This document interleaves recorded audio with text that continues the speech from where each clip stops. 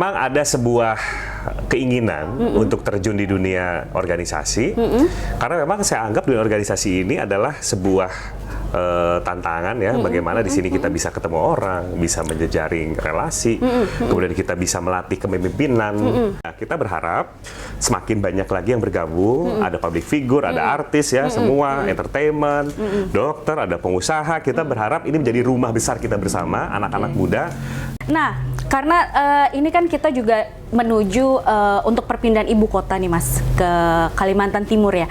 Nah, dari Inaya sendiri bagaimana menanggapi hal ini? Karena kan ini juga berkaitan tentang anak muda juga loh ya. Artinya kan ketika pindah juga otomatis pasti ada anak-anak muda juga akan berpikir, oh ibu kota di sana gitu. Mungkin mereka akan ada rasa yang, oh gue harus merantau nih ke ibu kota baru. Nah seperti itu. Dan untuk hal itu persiapan dari Inaya sendiri mempersiapkan anak-anak muda menghadapi perpindahan ibu kota itu bagaimana? Menuju Indonesia Emas 2045. Nah, jadi gini, terkait ibu kota baru, tentu Inayes mendukung apa yang menjadi landasan dan program pemerintah pusat.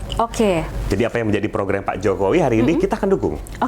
Ya, tapi bagaimana nanti ke depan program dan juga keinginan anak muda itu bisa terfasilitasi di sana. Nah, saya berharap pemerintah itu mulai sosialisasi dari sisi IKN itu tersendiri, ya, karena di sini banyak orang yang mungkin masih tabu.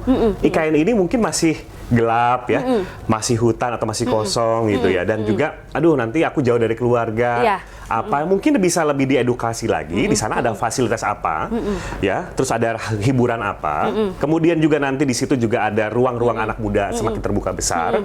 Kalau kita lihat kan konsep itu mau seperti di US ya, di Amerika ya, betul-betul itu ada ruang hijau ya, kayak Central Park lah, eco-friendly ya, seperti itu.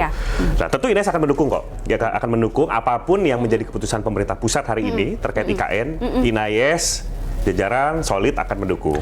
Tetapi tolong dari kami mungkin disosialisasi saja sehingga itu tidak dianggap tabu dan orang tuh nggak ketakutan, gitu loh. Kayak saya sama Mbak Eta kan belum tentu mau kan. Nah, makanya tapi kalau di sana udah ada fasilitas yang mumpuni. Tapi saya mau loh, saya kelahiran Kalimantan Timur. Oh gitu, ya boleh. Saya pulang kampung. Kalau gitu saya ajak-ajak dong. Boleh. Oke, jadi yang terpenting adalah bagaimana pemerintah untuk mensosialisasikannya. Oke, mungkin Pak Jokowi, Pak Presiden bisa melihat gitu kan. Dong, Inayes ya kan? Boleh dong. Inayes bisa menjadi duta IKN untuk anak muda dalam mensosialisasikannya nanti betul. Gitu. Pak, mohon izin ya Pak. Nah, selanjutnya nih Mas Aldi, ini mungkin ada 2 pertanyaan terakhir nih.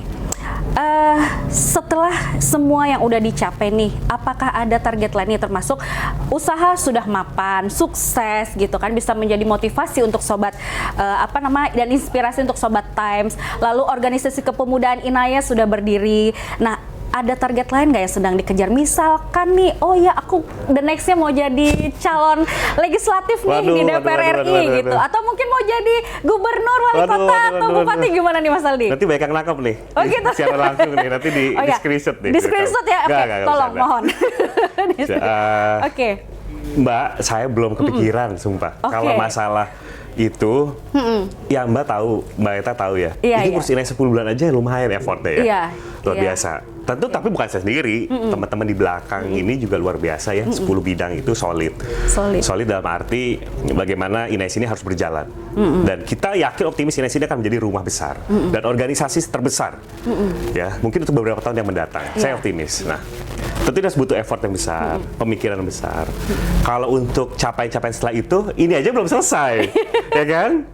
Baru. Siapa tahu ada yang melamar ya kan? Baru setelah itu. Baru setelah itu. Jadi saya orangnya nggak pernah koyo, jadi saya terlalu ada step-step. Kayak tadi Mbak Eta bilang usaha, sudah di titik yang mana sudah berjalan dengan sendirinya. Tanpa saya harus ke kantor, tanpa saya harus sibuk-sibuk urusin bisnis ya. Tapi sudah berjalan sebagaimana mestinya. Organisasi ini yang memang saya butuh effort lebih. Nah, mungkin setelah organisasi ini berjalan, nggak tahu ya, Mbak. Tapi itu kan berapa lama kita nggak tahu kan? Iya, betul. Butuh berapa lama dan masih jauh lah. Masih jauh ya. Jadi sekarang concernnya adalah membesarkan Inayes dulu ya. Iya, itu dulu. Indonesia Youth Economy Society. Oke, berarti benar-benar mau membesarkan. Tapi untuk 10 bulan ini udah keren banget loh. Karena aku baca ya, dan aku kemarin itu dari aku nih riset dulu nih sebenarnya. pernah bikin vaksin bersama untuk masyarakat ya. Oh iya. Itu salah satu programnya ya, dalam untuk pendekatan ke masyarakat juga. Betul. Jadi waktu itu memang kita kan sedang dilanda COVID ya, Mbak. Iya. Parah banget ya 2020, 2021. Nah, tapi yang paling terdampak pada saat COVID selain daripada sektor UMKM adalah anak-anak muda. Ya. Anak-anak muda di sini tentu yang sekolah jadi nggak bisa sekolah, Zoom, online. Dan mereka tahu lah daring itu juga kan tidak bisa transfer teknologi itu berjalan dengan baik. Pasti ada satu perbedaan mana yang online atau offline dan pasti beda, ya kan? Nah, dampak inilah yang dirasa anak muda itu sangat berimbas terhadap dirinya sendiri pada saat COVID itu. Maka dari itu, ketika COVID lagi naik-naiknya, saya kebetulan waktu itu pas baru banget ngebentuk, masih komunitas waktu itu Inayes, Mbak. Oh. 3 orang. Berarti berawal dari komunitas? Iya, tiga orang. Oh, luar biasa. Baru 3 orang. Jadi saya ngomong apa adanya kalau nanti saya bilang, Inayes anggota 2003, ya emang ada datanya. Jadi waktu itu emang 3 orang. Dan itu betul-betul, wah, saya effortnya sampai saya turun semua. Dan ya Mbak tahu ya, saat itu kan orang itu masih cenderung memilih vaksin tertentu.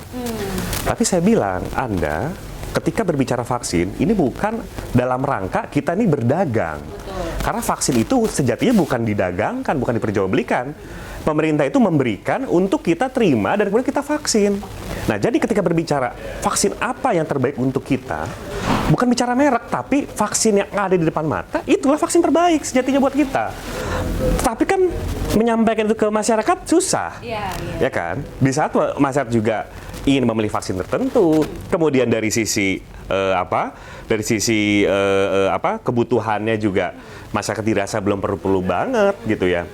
Terus kemudian banyak faktor ya, dan isu hoax saat itu ya, yang katanya vaksin A begini, vaksin B begini, efeknya begini, nanti jadi begini, ketakutan itu yang di benak mereka. Nah, kita saat itu betul-betul memberikan edukasi yang sangat mendalam dan sangat mendasar. Dan saya berterima kasih sekali lagi ini kepada Pemprov DKI Jakarta, Pak Gubernur dan juga jajaran memberikan sangat support ke kami dengan dibantu pihak wali kota ya, camat sampai RT RW untuk membantu mobilisasi. Jadi 3 hari dengan persiapan yang hanya 10 hari saat itu kita sudah ada di 2.485, hampir 2.500-an lah kurang lebih. Peserta 3 hari. 3 hari, 10 hari waktunya. Itu lagi susah banget. Lagi susah banget gitu loh. Dan kita sempat compare datanya. Jadi saya selalu bilang ke teman-teman, ini kita prestasi apa bukan? Iya. Ya. Kalau prestasi, kalau prestasi kita naikin. Tapi kalau bukan, ya sudah jadi evaluasi. Iya. Nah, caranya apa? Data dari organisasi lain yang mengadakan vaksin kita compare. Dia buat misalkan 7 hari, 10 hari, 14 hari, kita compare. Pukul rata, dibagi. Jadi kita 2.500 dibagi 3 hari, persiapan 10 hari, dengan SDM cuma 3 orang, kurang lebih sehari kita menjaring 865, hampir 865-an, 8,5-an. Itu saya angkat topi, bukan saya, semua. Angkat topi ke semuanya, bahwa sistem ini berjalan. Bahwa Inayes juga dari sisi sosialisasi ini masuk kemana-mana, dan saya mengajak ibu-ibu bapak-bapak itu masuk, ya, secara persuasif menyampaikan itu ya masuk, gitu ya. Jadi akhirnya ya udah selesai juga, dan kita berterima kasih kepada semua pihak, Pemprov DKI, TNI waktu itu dibantu juga dari TNI, dari Pangdam Jaya membantu. Saya berterima kasih sekali lagi. Polri juga, Pak Kapolda, Pak Fadil Imran juga bantu banget. Media juga dong. Media juga. Kalau nggak ada media, wah susah. Kalau media susah. Iya, sosmed juga teman-teman influencer nih. Teman-teman artis ya, teman-teman artis di IG saya tuh wah banyak banget yang share. Saya makasih banget. Nah, ini kan kemarin kita lagi ramai terkait tentang pengesahan undang-undang tindak pidana kekerasan seksual. Menarik nih. Nah, karena saya membaca nih statementnya Mas Aldi di salah satu media bahwa Inayes akan memberikan salah satu bentuk pelayanan kemanusiaan terhadap para korban. Itu bagaimana programnya tuh Mas? Kedepannya nanti seperti apa? Jadi Mbak, saya melihat TPKS ini sangat miris. Kenapa produk ini baru sekarang disahkan? Padahal kasus ini sudah ada sejak puluhan tahun, bahkan tahun-tahun yang lalu. gitu. Tetapi ketika muncul sebuah fenomena di Bandung, Heri Heriawan ya kalau nggak salah. Oh iya, yang 13 santri. Ya, yang gitu akhirnya mendapat hukuman mati ya, tembak ya. Kemarin kan baru ada putusannya. Baru ada Tapi putusan. sebelum itu juga ada. Sampai Ya, anak-anak itu yang diaborsi. Iya. Sampai berkali-kali, sampai akhirnya dia meninggal bunuh diri. Betul. Nah, saya gemes, Mbak. Maksudnya kok segitunya? Dan saya melihat bahwa fenomena kekerasan seksual itu seperti menjadi sebuah gunung es. Yang sebetulnya itu sudah mengakar, tetapi orang nggak tahu gitu loh. Orang nggak lihat gitu loh. Mungkin masih belum peduli kali ya. Masih sedikit tingkat rasa dan kepeduliannya. juga mereka bisa leluasa karena mungkin produk dan payung hukumnya belum ada saat itu. Iya. Ya, makanya saya mengapresiasi juga Bu Puan Maharani, DPR dan jajarannya, wakil pimpinan semuanya. Ini produk ini sudah jadi. Tinggal bagaimana kita mengawal jalannya produk ini, mengawasi juga. Mengawasi dan mensosialisasi. Nah, ini yang menarik. Jadi kita INAIS akan masuk ke sekolah-sekolah, SMA dan kuliah-kuliah. Itu nanti DPC-DPC yang akan mulai masuk. Tujuannya apa? Tujuannya adalah bagaimana merekrut anak-anak sedari dini, sejak usia dini untuk gabung di INAIS. Tetapi kita ada yang namanya kurasi. Ya, atau asesmen. Kira-kira anak ini ya secara mental terganggu nggak? Maaf, gitu ya. Sehingga apa? Karena kan kita ada bidang karir, ada psikolog. Di INAIS itu ada bidang psikolog juga. Kita manfaatkan bidang ini untuk mengasesmen sisi mentalnya dia. Apakah dia ada gangguan mental, kejiwaan dan lain sebagainya? Nah, setelah itu baru gabung. Harapan apa? Ketika yang betul-betul masuk di INAIS itu betul clear. Tidak ada, dan INAIS kalaupun ada, kita kasih solusi, kasih penyuluhan bersama dengan sekolah-sekolahnya atau kampusnya. Ajak mitra. Nanti kita gandeng KPAI juga. Atau minta arahan dari Menteri PPA juga. Dalam hal ini ya. Minta arahan dia juga. Makanya kita perlu untuk beraudiensi atau ketemu juga. Diskusi dengan KPAI, Menteri P3A. Perlu. Karena organisasi INAIS yang concern terhadap itu. Karena di kita ini kan minat bakat. Minat bakat kalau karakter buildingnya itu hancur, maka akan sia-sia minat bakat itu. Makanya kita concern di sini. Gitu, makanya setelah itu juga yang tak kalah penting bagaimana ada survei kuesioner nilai-nilai Pancasila untuk mengukur sejauh mana orang tersebut, yaitu tadi dia tahu Pancasila enggak, dia radikal atau tidak, dia ada maaf dalam tanda kutip dia ada sedikit LGBT apa tidak, ya kan, dalam tanda kutip dia ada perilaku menyimpang atau tidak, sehingga betul-betul kita tahu kebutuhan anak muda itu apa dan solusinya apa. Berarti bagian konseling ini ya, termasuk bagian konseling. Betul. Kita tidak asal merekrut, tapi yang bermasalah kita harus harus bagaimana kita menyeluruhkan juga, gitu ya. Nah, ini yang jadi concern kita. Makanya di jajaran OKK, karir bagian perkuliahan, saya harap ini harus segera dimulai perekrutan itu base-nya on assessment. Gitu loh. Jadi di situ kita tahu survei-survei itu. Jadi kita sudah punya semacam big data. Jadi sekolah-sekolah mana di sini perkuatikan per sekolah, kuantifikasi per sekolah, sekolah-sekolah mana yang di sini yang data kutip masih butuh pelayanan, masih butuh bimbingan, sekolah mana yang sudah bagus. Sehingga pemerintah juga punya big data ke depannya dalam menetapkan sebuah program, itu tepat sasaran, tepat waktu juga dan efisiensi. Karena sudah jelas. Iya, berarti ini bagian tadi yang untuk mensosialisasikan undang-undang TPKS itu ya, termasuk perlindungan anak dan perempuan. Jadi kan tadi perlindungan anak kita akan kawal. Kemudian setelah kawal itu mau apa INAIS kan gitu. DPR sudah buat payung, tinggal kita kan. Karena tugas daripada menjaga negara ini kan tidak bisa diserahkan ke pemerintah. Termasuk tadi Mas Aldi sempat menyampaikan bahwa ini kan dari berbagai profesi ya yang untuk menjadi anggota INAIS, termasuk dari sisi hukum juga ada. Artinya ketika nanti undang-undang TPKS ini disosialisasikan, seperti kemarin saya baca ada statement yang mengatakan bahwa INAIS siap untuk pendampingan kepada korban dari tindak pidana kekerasan ini. Gitu. Itu termasuk salah satunya. Jadi kita ada kerjasama dengan beberapa panti. Nah, panti ini mungkin yang masih remaja ya, masih remaja ini kita coba kasih konseling atau mungkin kasih tempat. Biasanya mereka itu yang para korban anak korban itu dia itu kan mau menyendiri, ya kan? Traumanya makanya kita kasih tempat ya untuk dikumpulkan, kemudian kasih konseling bimbingan oleh kita. Nah, pertanyaannya adalah kalau misalkan keterbatasan gimana ya? Nanti kita kerjasama dengan pihak pemerintah, pihak corporate. Dalam arti kan, ya mereka mungkin ada tempat untuk menampung ya, atau mungkin memberikan semacam layanan. Nanti dibantu juga oleh INAES yang akan support layanan itu.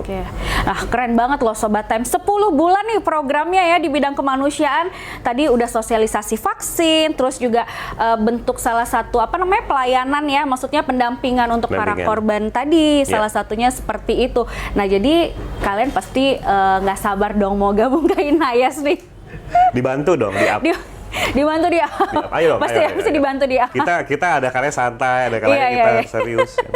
Serius tapi santai, santai tapi serius, gimana itu bahasanya tuh? Nah, karena ini kita sudah mau mendekati masuk berbuka puasa. Pertanyaan terakhir nih, Mas.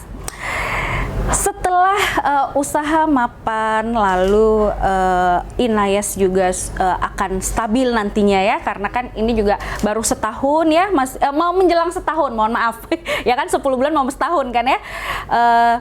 Setelah ini mau ngelakuin apa lagi sih Mas Aldi? Apakah mau buka usaha baru lagi? Ataukah masih mau mengembangkan INAES dengan program-programnya selain dari mungkin dari bidang pendidikan ataupun tadi sisi kemanusiaan, atau mungkin seperti apa nih? Usaha boleh lah, usaha ya. Jadi saya emang tertarik pengen buka skincare ya. Oh, skincare. Tertarik karena usaha skincare itu iya, semua ada 4 sektor ya, ada IT, ada logistik, ya, kemudian ada F&B, ada kosmetik, itu kan yang 4 sektor yang memang sustainable saat kondisi pandemi dan kondisi apapun. Makanya ini menarik gitu ya, skincare itu. Tapi mungkin saya tidak akan incasi depan ya. Ya kita juga ada tim yang memang ada tim handle, tapi untuk bisnis itu saya rasa bagus. Kemudian untuk sisi INAES, saya berharap semakin banyak orang-orang yang mau bergabung bersama kami. Yakinlah bahwa anak-anak muda ini sebetulnya adalah generasi penerus bangsa yang amat sangat penting keberadaannya bagi perkembangan bangsa Indonesia ke depan. Sudah dibuktikan sejak zaman dulu, ya kan. Tinta emas anak muda itu menorehkan sejarah bagaimana kemerdekaan itu oleh inisiator anak-anak muda. Betul. Ya kan? Dan jangan dikira gerakan anak muda ini sebagai gerakan politik. Jadi saya selalu bilang, wah ini pasti gerakan politik. Kenapa politik itu, mohon maaf, terdiskreditkan gitu? Padahal sejak dulu saya sering lihat bacaan Soekarno, Hatta, Agus Salim. Itu adalah tokoh-tokoh politik yang menginisiator kemerdekaan. Betul. Tapi kenapa sekarang ada gerakan politik seolah-olah itu menjadi apatis? Padahal kan politiknya suci. Gitu loh. Kalau oknum itu hanya sekedar oknum, bukan politiknya. Nah, tetapi INAES memang tidak karena politik, tetapi bagi yang menganggap ini sebagai gerakan politik, saya nggak masalah. Tetapi jangan juga menjadi gabung-gabung. Enggak. Jadi memang betul. Tadi Beta bilang ini betul-betul gerakan bagaimana kita bisa meningkatkan lagi partisipasi anak muda ke depan, mempersiapkan tantangan zaman. Ya, tantangan zaman. Ya, di era yang semakin berkembang dalam rangka Indonesia Emas 2045. Kira-kira itu. Oke Mas Aldi, karena kita sebentar lagi mau berbuka puasa nih ya. Oh iya, Thank you so much. Ya nggak berasa ya kita ngobrol santai. Jangan kapok ya? Enggak, justru kita yang bertanya nih, jangan kapok ya. Kalau diundang lagi sama Times to Talk. Temanya lain ya? Temanya lain, pasti lain. Pasti nanti mendekati 2024 nih ada lagi nih temanya nih. Seru. Saya nggak apa-apa. Jadi ini sekedar nih ya. Ini biar teman-teman lihat. Jadi orang melihat bahwa ini gerakan 2024 bukan. Saya bilang nggak ada kaitannya. Gitu. Oke, ini untuk menegaskan ya. Menegaskan. Ini ada yang live juga kan? Ada live juga nih. Ada live juga.